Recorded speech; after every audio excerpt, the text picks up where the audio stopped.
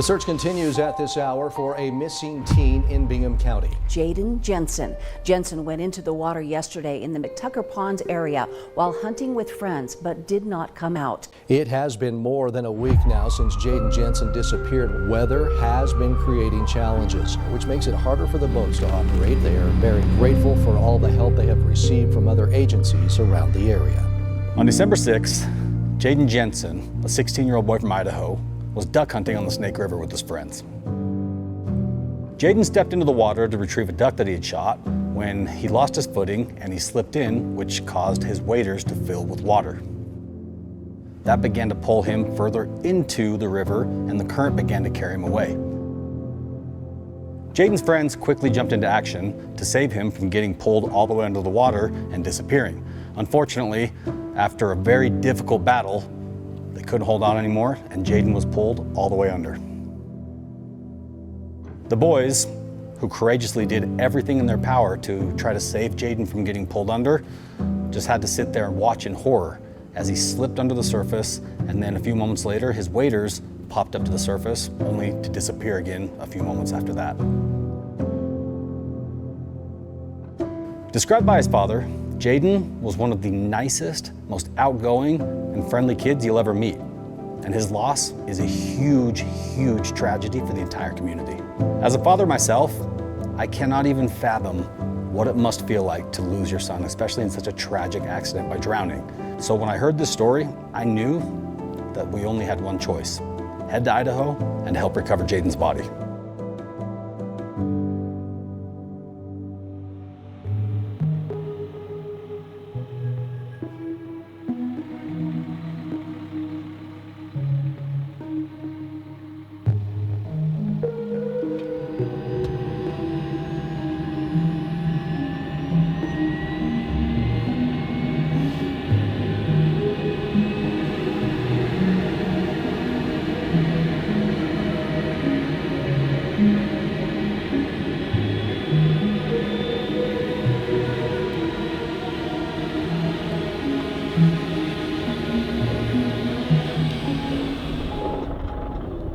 As soon as we landed at the boat ramp, we met up with the sheriff and the search and rescue team to get briefed on the situation and understand what the search efforts had been thus far.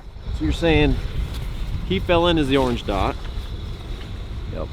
He fell in as the orange dot? This is where we could get to the first day. So this was the last point seen. He actually came in right here around the corner. So he went in right here on this corner. On that bend? Yep. And so they tried pulling him out here. They were sitting here when they saw him last. And I think he was just walking along the murky, and this shelf right here is just literally you can see it from the sky. It's just dark blue, and then it's so land. He's wading across there. One leg slips in, kind of just the way that they were explaining it to us. So Got coordinates where he went in? what do you want? Was last seen, I guess. Been tracking this most of the time that we've been, so I have all the patterns that we've ran and areas that we've been. So if you need any additional, What was he wearing? a pair of chest high waders, a gray hooded sweatshirt, and then underneath he had blue jeans and a white t-shirt.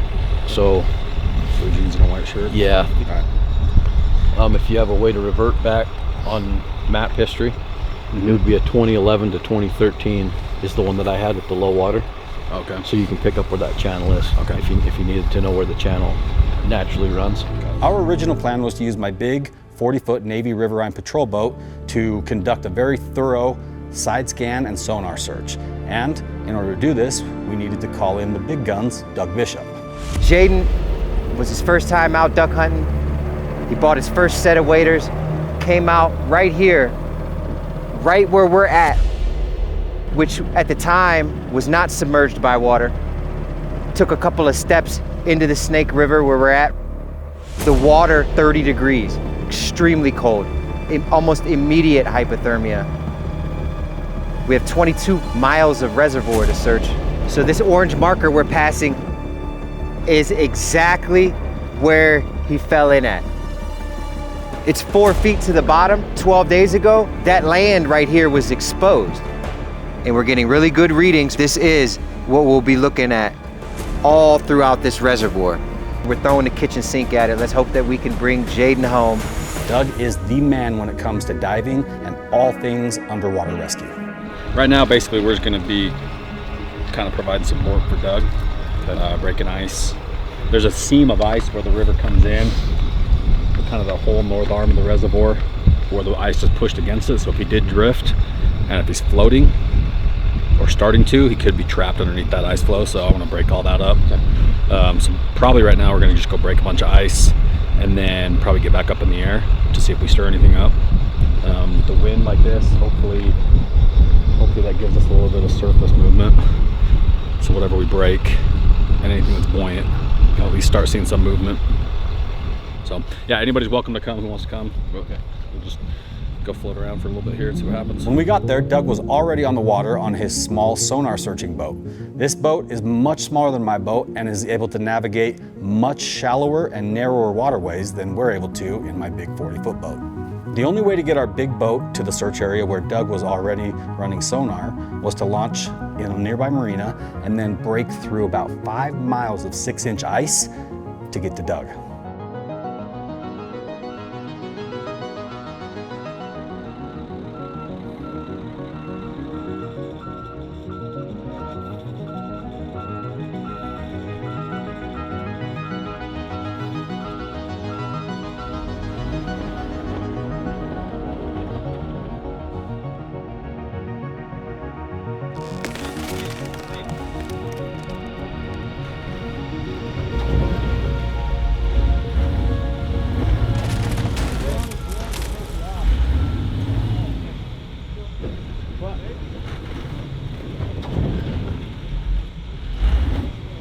Right there.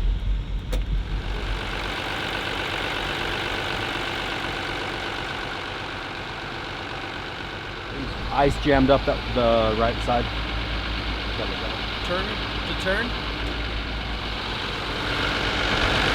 Far right lever, wiggle it.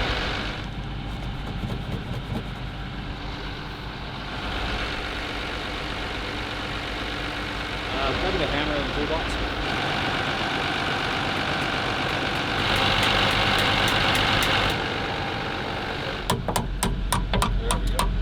Frozen. Is that your steering? It's the drive line.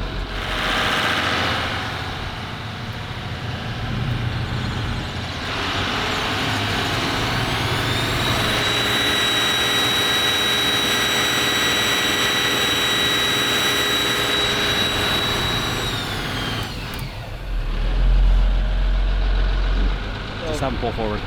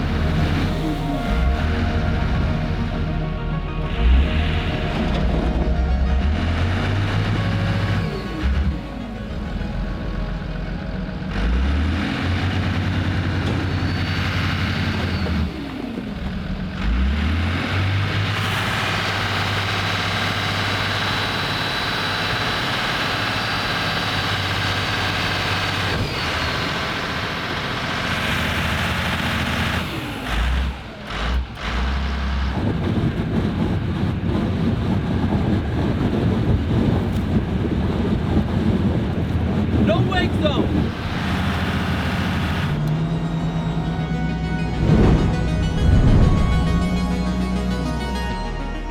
All right, we're on. We're searching hard.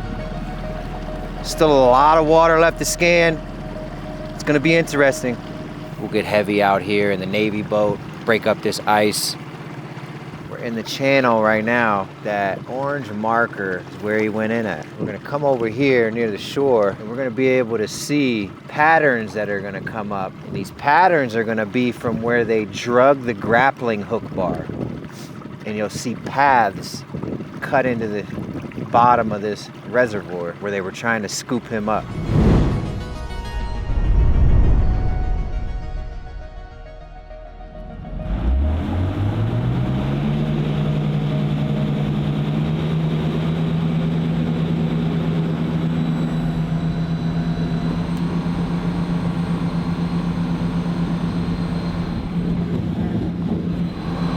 So first time breaking ice with this boat. definitely interesting. This is thick ice, and it's doing it, but we basically got to break up a path here to be able to get this thing out of the marina without going too hard on it, because I don't want to smash up my jet drive units with a big chunk of ice. So I'm gonna be kind of just finagling through here a little bit for a second.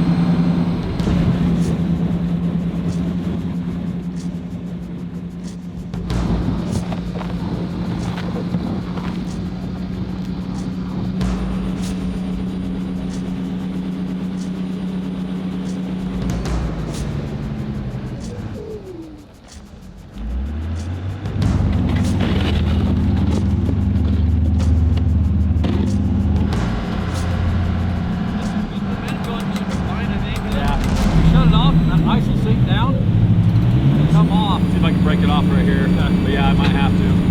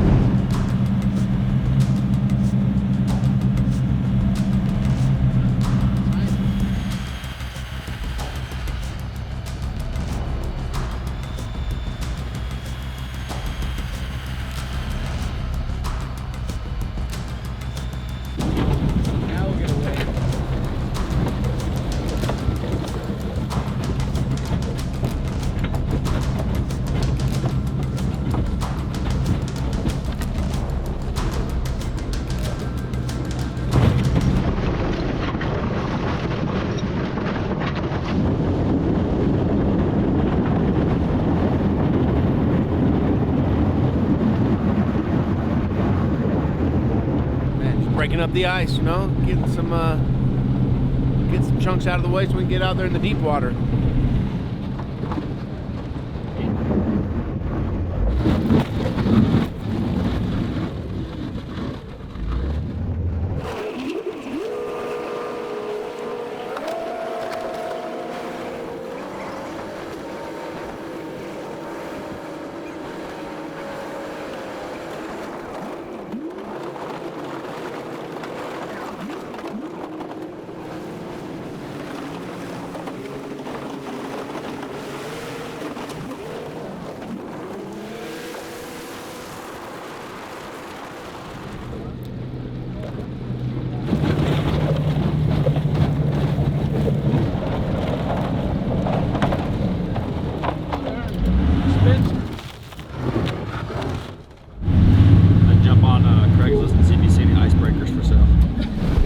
Listen to this sound when we stop on the ice.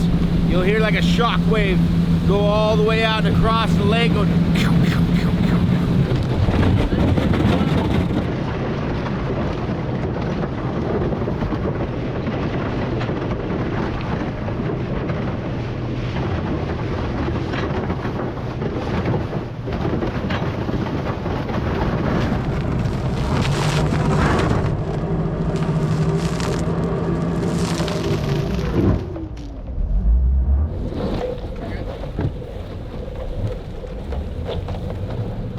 that wild sound.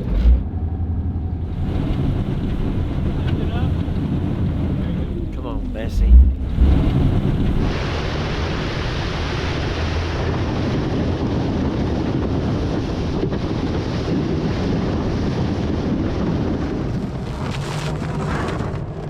All right, so not so great news here.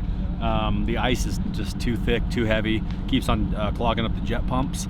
So as you can see, we've been out here for probably a couple hours already, kind of breaking the marina. And as soon as we break it, the temperature's so cold, it just kind of flows back together and starts to just freeze up again. So since we got no sun today, basically everything we break is just gonna freeze right back up. So this is going to require some sort of like over the water, over the ice type vehicle, hovercraft, airboat, something like that, or it would take a much bigger boat, more of an icebreaker style.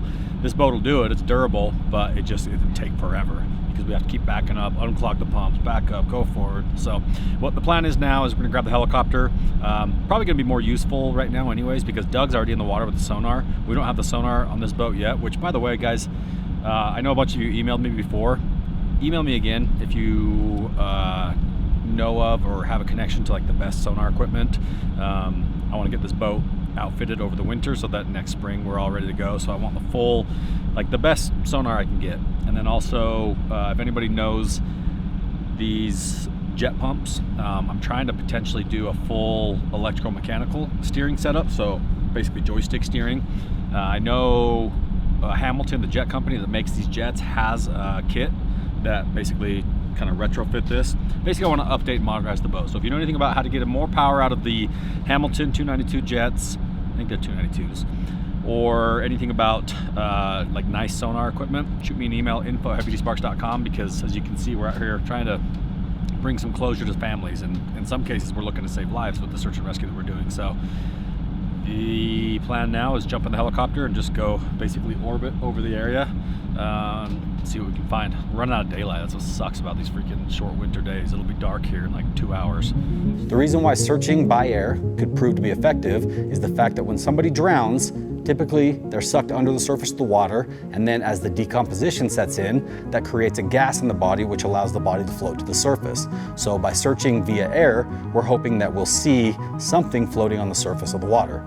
The problem is, since the lake had just frozen over a few days prior to this, if he did float, he's trapped under the ice.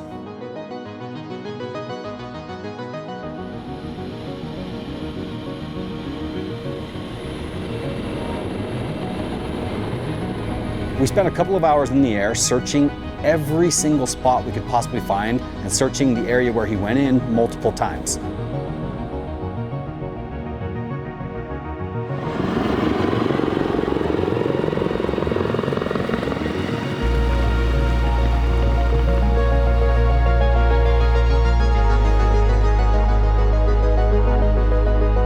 Although we were unsuccessful in being able to bring Jaden home to his family, we were very successful in helping to raise awareness of the situation and of Jaden's story.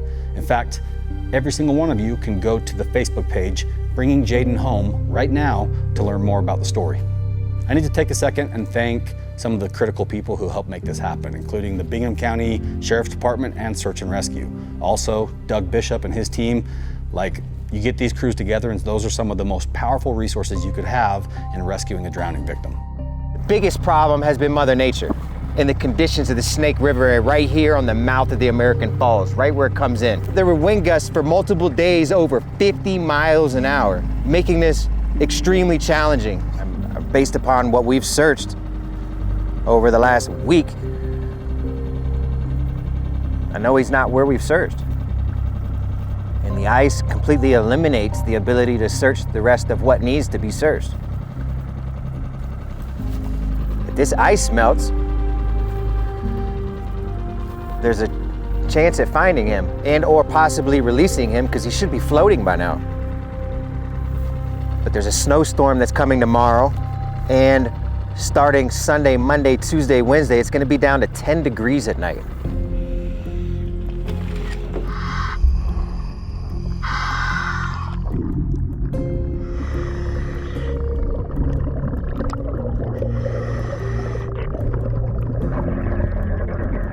And finally, I need to thank the community of Southeast Idaho, Pocatello, Aberdeen, Blackfoot, everybody in the surrounding area. Anytime something happens to someone from this community, the entire community jumps into action and attempts to help. You guys may remember Dylan Rounds. Well, he was from the same area. Those people up there in Southeast Idaho are good people, and they do everything they can to take care of each other. And this is just another prime example of how much they absolutely love each other and are all willing to chip in times of need. I want to thank you guys for watching.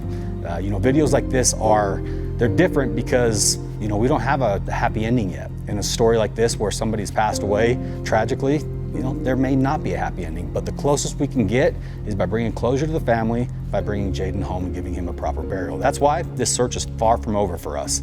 We're gonna wait for the conditions to improve a little bit and perhaps maybe even let the ice melt and let the water temperatures raise a little bit so that the decomposition can take place and potentially float him to the surface so that we can bring him home.